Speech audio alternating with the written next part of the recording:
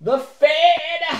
The Fed! It is time, you guys. September 18th, and the Fed is going to make y'all some dollar bills, y'all. So we're going to go over when the Fed lowers rates, what happens to our pockets, what happens to my baby, TMF, and why I believe this is a catalyst of the market exploding for the rest of the year. And my baby, symbol TMF if you're aggressive, TLT if you're conservative.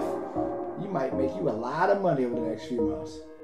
And you just wanna get paid, tired of making the money mistakes. Make a payment on your bills and you still late, yeah. Painful profits to help you seek change, and you just wanna get paid, yeah. Tired of making the money mistakes. Make a payment on your bills and you still late, painful profits to help you seek change, yeah.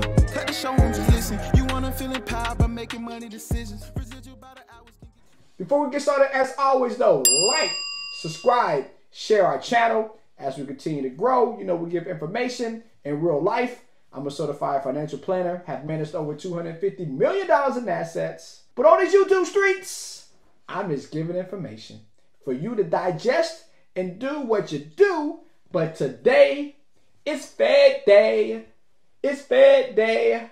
Lego. Chief Investment Officer of Public Investing at Goldman Sachs Asset Management. Good morning to you. We saw the CPI. Let the manipulation begin. Goldman Sachs. Now, do you think if they get it wrong, they're not going to make it right? Let's see what he has to say. Manipulation. Number yesterday, we're all really waiting for what Jay Powell is going to say on September 18th. So maybe you can give us a little bit of a prediction about what it may be, but maybe what you would do about it in advance. I got to tell you, I'm so excited because it's, very rare that you get to see an easing cycle begin, and we're about to do this. So next week, we're going to start the easing cycle. It's going to continue for a while. We don't know how many total cuts we're going to get. The Fed's going to have to feel that out. But I think what's important is not to focus about kind of the next week's information, but it's really setting out the playbook for this entire cutting cycle. And there's a lot of opportunity out there, but by the way, I'm really concerned that people are hanging back. They're facing this uncertainty around this election, and they're going to miss the opportunity to lock in yield, to lock in returns in the equity market if they don't pay attention. Now, when he says easing, and this was done a week ago, right? When he says easing, that means that they are pumping money into the system. Now, this happened in 2020, COVID.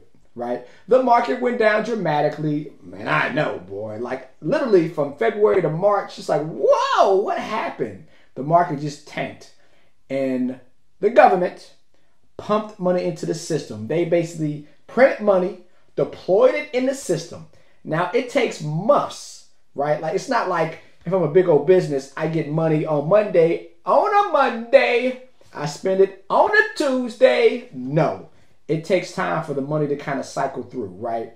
But when they start lowering rates, they're easing monetary. So money is being pumped into the system.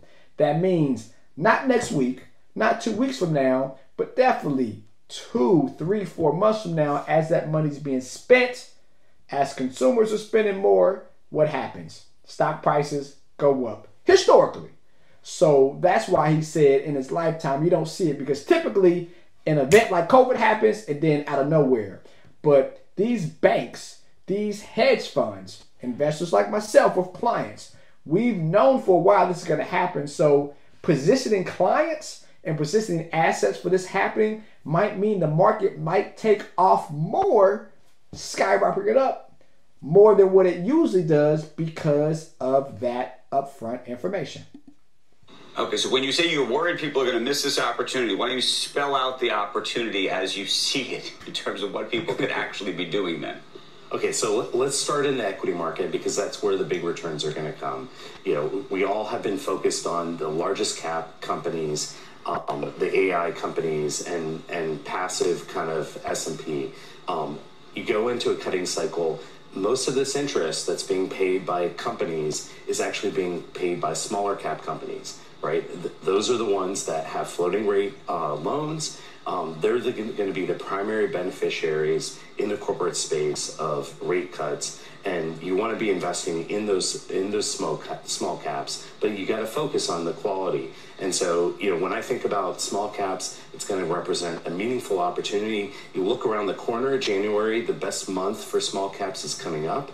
And on top of those things, I think the second half of the year, you're going to start an IPO market, which is going to create opportunity, and M&A and LBOs. And that's really critical to this space because that shrinks the space on the LBO side. It brings new growth to the space, and that new growth is going to be high quality because investors are going to be discerning this time.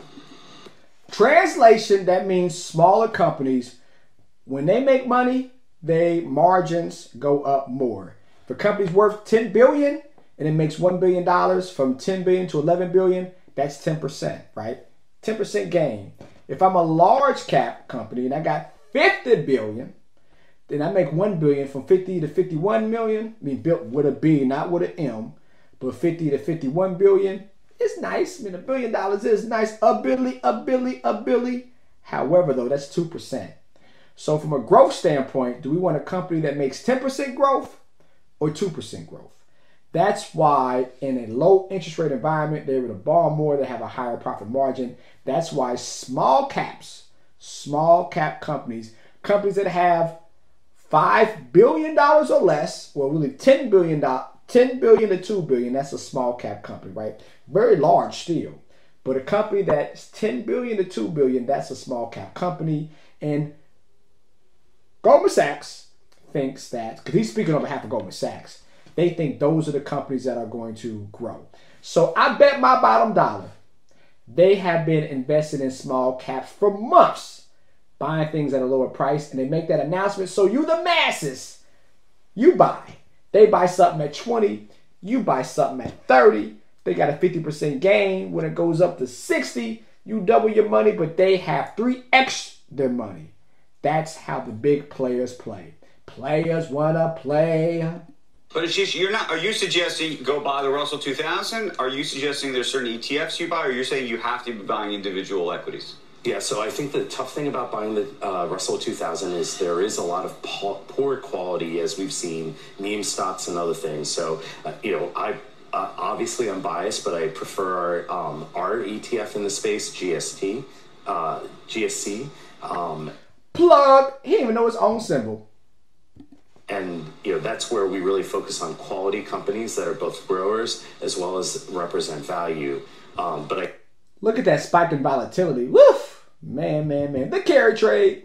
I do think you can take any really high quality small cap active strategy, and that's going to perform over the course of the next 6 to 12 months. And what would you do with the Magnificent Seven or even the S&P 500 if you were there right now? Look, I would do exactly what everyone in the market's been doing. You see one of the biggest withdrawals, one of the biggest outflows of large caps over the course of the last month or two. And that is because people have really gotten overweight those large caps, whether it's global investors, whether it's U.S. investors. If you had passive allocation, you've gotten overweight this space, and it's time to diversify your equity portfolio. But by the way, there's also going to be opportunities on the fixed income side. So yes, my profiteers, my baby TMF is about bonds, but we're going to talk about which stock or ETF in particular is going to get to the bag because of what Goldman Sachs said. No, they manipulate the market, but what the Fed does, and Goldman Sachs, JP Morgan, Wells Fargo, BlackRock, they have already been signaled what the Feds are going to do, so the manipulation has already happened, but how can we take advantage of it? So, my profiteers, this is URTY. This is an aggressive way to invest in the Russell 2000. Now, I'm not saying to do this.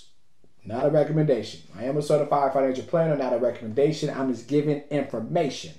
If you do, very, very, very small, because this does 3 times what the Russell does. The Russell 2000 goes up by 1%, you make 3%. It goes up by 10%, you make 30%. But on the flip side, it goes down by 3. Russell goes down by 1, you lose 3. The Russell goes down by 10, you lose 30. Think about that.